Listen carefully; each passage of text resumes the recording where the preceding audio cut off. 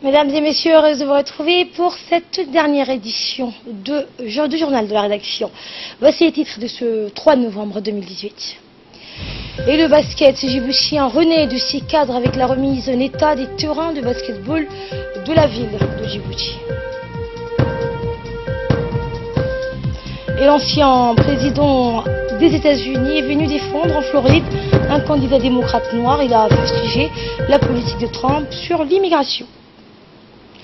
Bonsoir et merci de nous accueillir chez vous. Daas Bio, cette cité antique, a connu ses heures de gloire lorsqu'il fut le passage obligé de toutes les caravanes en provenance ou en partance pour Zeila, grande capitale économique régionale dans son temps. Voici un magazine de la rédaction sur un commentaire de Mohamed Abdelrahman. Daas Bio, son nom lui provient de la couleur de son eau teinte, fut en effet le point de transit des caravaniers avant la construction et la mise en service de la première voie ferrée Djibouti-Diridawa à Addis Abeba il y a de cela un siècle, vers 1917. Si le train marque de son empreinte les régions qu'il traverse et stimule leur développement, il en avait tout autrement pour Daas Bio, dont il sonne le glas, la régulant au rang de simple gare de chemin de fer sans importance. Malgré ce coup, Daas Bio va s'en accommoder et continuer à vivre jusqu'au jour où le train va s'arrêter. Depuis lors, Daas Bio a cessé de vivre et même d'exister. Pourtant, Daas Bio n'est pas sans intérêt. Ce village reste un joyau de notre patrimoine culturel. Lors de sa visite en 1999 à Daas Bio, le président de la République avait évoqué que ce village était un haut-lieu de l'histoire de notre pays et doit figurer en bonne place dans les sites touristiques du pays. La volonté a été réalisée par un groupe de jeunes dénommés les Amis de Daas Bio, parmi lesquels figurent le ministre du budget M. Bodé Ahmed Robleh, le président du conseil régional, le préfet d'Ali Sabihi, le préfet d'Arta Abdillahi Al-Ouki, ainsi qu'un promoteur et spécialiste de l'hôtellerie qui ont participé à cette journée aux côtés d'un groupe de touristes de 50 de personnes qui ont été accueillies et hébergées à Daas Bio. La matinée a commencé par un petit déjeuner offert au centre du village. Après le petit déjeuner a commencé le programme de la journée par une visite dans la grande grotte d'Ali Sabihi, vestige d'une grande époque et dont l'accès a été aménagé avec le concours du président de la République. Ensuite, les touristes ont effectué une randonnée à dos de chameaux de Daas Bio à Ali Sabihi où ils ont pu déjeuner. Plusieurs dizaines de chameaux ont été loués dans la localité de Daas Bio, procurant ainsi des revenus substantiels à chaque propriétaire.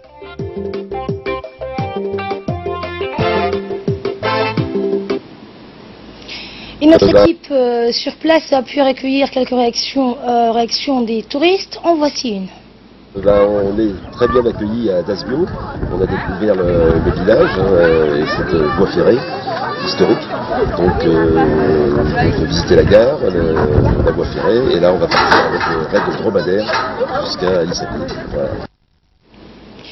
Je vous le disais en titre, le basket djiboutien revenait de ses cadres avec la remise en état des terrains de basketball de la ville de Djibouti. C'est l'objectif que s'est fixé la Fédération djiboutienne de basketball. Une entreprise colossale qui a duré près d'un mois et demi pour remettre en état 15 terrains de basketball disséminés donc à travers la ville de Djibouti depuis P4S jusqu'au plateau du Serpent, plus précisément au terrain Naouled où s'est tenue la cérémonie donc qui a réuni autour du président de la fédération M. Jilani Mohamed Valé, la maire de la ville de Djibouti, Fadouma Ousmane, les représentants de la jeunesse, du département donc de la jeunesse et des sports, ainsi que tous ceux qui ont contribué à la réussite de ce projet de rénovation des terrains. Le basketball djiboutien était en panne depuis un certain temps, faute de terrain pour le pratiquer. En effet, faute d'entretien de tous les terrains étaient devenus de vrais dépotoirs d'ordures ménagères.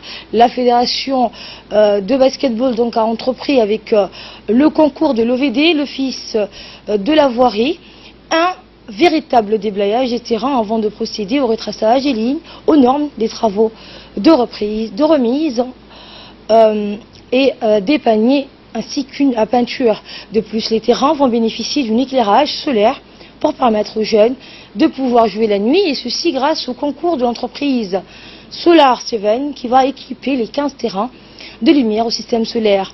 Avec ces travaux, l'ensemble du complexe de basketball, à l'image du terrain LED, connaissent un véritable lifting qui redonne aux jeunes l'envie de pratiquer ce sport. De plus, la fédération de basket a donc prévu la distribution des tenues et de ballons de basketball à quelques 10 équipes féminines et 12 autres équipes masculines lors de l'ouverture très prochaine du championnat de basket. Un championnat donc qui, avec cette renaissance de basket, s'annonce avec beaucoup de tonus. Le président de la fédération de basketball, Djilani Mohamed Ali, a tenu à remercier tous les participants. Il a aussi rappelé les travaux colossaux qui ont duré près d'un mois et demi pour remettre en état les 15 terrains de basketball disséminés, on le rappelle, à travers la ville de Djibouti depuis PK13. Eh bien, le président de la fédération a indiqué que tous les terrains étaient devenus de vrais dépotoirs d'ordures ménagères et avec le concours ou en collaboration avec l'OVD, ces terrains ont été réaménagés. Et la cérémonie de fin de rénovation des terrains de basketball a donné lieu à un tournoi de sensibilisation qui a réuni 4 des meilleures équipes de basket et qui se sont affrontées au terrain à Bled à l'occasion de cette cérémonie. Des coupes et autres récompenses ont clôturé cette finale de ce tournoi de sensibilisation qui ont été remis par le président de la fédération ainsi que l'ensemble des personnalités qui ont participé à cette cérémonie. Écoutons justement un des anciens joueurs de basket. Que notre président Djilani Mohamed Ali a organisé. En fait, je tiens ici à remercier Djilani Mohamed Ali qui travaille d'arrache-pied et qui travaille par abnégation pour lutter contre la délinquance juvénile. Et je tiens ici à remercier honorablement son Excellence M. Ismaël Marguelé qui aide notre président. En fait, j'aimerais et j'exhorte à tous les membres dirigeants de ces pays de prendre le même chemin de Djilani et de voir le même œil et d'avoir la même vision que Djilani Mohamed Ali qui nous a formés en tant que moi, coach, arbitre, ancien joueur. Et je remercie énormément, incommensurablement Djilani Mohamed Ali. Sport toujours, je vous amène cette fois au sud du pays, à Dikil notamment, mais s'agissant cette fois de Dakaitou Rivou, où sous l'égide du secrétaire d'État à la jeunesse et au sport, la fédération djiboutienne de Dakaitou a organisé un stage international.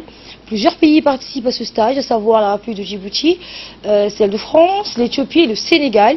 Plus de 200 jeunes ont fait le déplacement afin de prendre part à la cérémonie et offrir au public venus nombreux un spectacle de combat, d'acrobatie, du vélo, du haïla, bref, toute la beauté de cet art martial typiquement djiboutien. La cérémonie s'est donc clôturée par la remise d'attestations aux participants, mais des cadeaux offerts au sensei et à son épouse par le sultan de Gobahat. Parce que nous avons eu, grâce au président de la République, la signature du décret.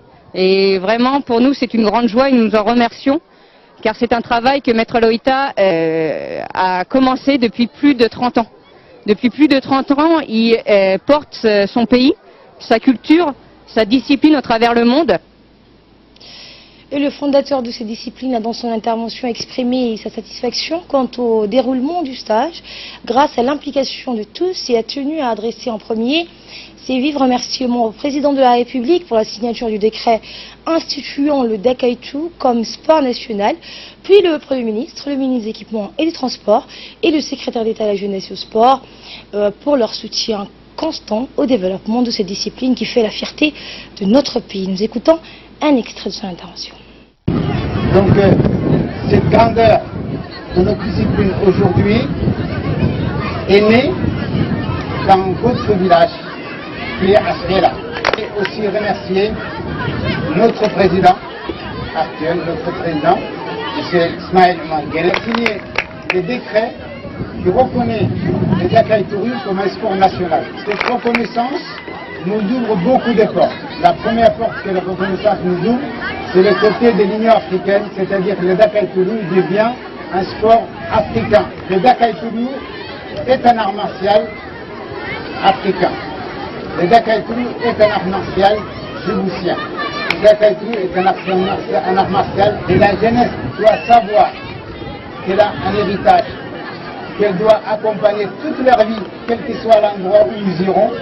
Le nom d'Akaïtourou est rattaché à leur nom. Dans l'actualité dans les régions toujours sociales à présent, le réseau national pour le développement social a organisé ce matin une cérémonie de partenariat nord-sud, à savoir la localité de Dorra et de Daasbio dans la bibliothèque interculturelle du centre Boka Ahmed. Objectif: favoriser les échanges et la coopération entre les deux localités, la création de 2 caisses de solidarité et la présentation du projet octroi des matériels initié par le représentant de la RNDS, donc le réseau national pour le développement social, en Angleterre. Une signature de convention de partenariat a eu lieu entre ce réseau national de développement social et les associations de Dorra et de Daasbio, et ce afin de renforcer le développement des 2 localités, le partage des idées et des connaissances, la réalisation des objets communs, des projets communs, et renforcer des liens d'amitié et de fraternité. La cérémonie a vu la participation de plusieurs membres des associations issues de Dorra et de Daasbio, notamment le représentant du réseau national de développement social en Angleterre, M. Saïd Gabobi. Social toujours, une délégation de l'UNFD s'est rendue dans l'après-midi d'hier dans la commune de Balbala, et ce dans le programme. Dans le cadre du programme de promotion et de protection des droits humains. Cette rencontre entre les membres de la délégation de l'UNFD et les habitants de la commune de Balbala avait pour objectif de sensibiliser les habitants de cette commune. Celle-ci a porté sur le paludisme, la tuberculose, la gestion des ordures, la potabilisation de l'eau, l'hygiène alimentaire. La délégation a informé aux femmes de renforcer leurs compétences pour mieux organiser et animer des visites à domicile, des activités, une mobilisation sociale avec les groupements de femmes, les délégués de quartier, les mouvements de jeunesse et associations sportives et culturelles. Droit de l'enfant, une semaine pour sensibiliser les parents. Hier matin, le comité de gestion communautaire de Damerjoug a organisé une cérémonie de sensibilisation sur les droits des enfants. Ainsi, les habitants de cette localité ont accueilli la cérémonie d'ouverture de la semaine des droits de l'enfant, une semaine pour rappeler l'existence de la Convention des droits de l'enfant, le droit à la vie, le droit à la santé, le droit à l'éducation, le droit de jouer, le droit à une vie de famille, le droit à être protégé de la violence et de la discrimination, et le droit de faire entendre sa voix. Tels sont les droits de l'enfant, tels que définis par la Convention des droits de l'enfant, adoptée par l'organisation du 20 novembre 1999. Objectif: sensibiliser les habitants de Damerjoug aux droits des enfants et aux devoirs que les adultes ont envers eux. Cette semaine est l'occasion de réfléchir aux droits et aux devoirs. Le droit, c'est celui que les enfants ont de rêver. Le devoir, c'est celui des adultes de vous accompagner et de vous protéger. C'est ce qu'a indiqué la coordinatrice de l'UNFD. Tout à fait autre chose. Santé à présent et direction Alice Abilly, où la direction de l'hôpital régional de la ville a réalisé une caravane médicale au profit de la population de Godao dans le secteur de Aliadé.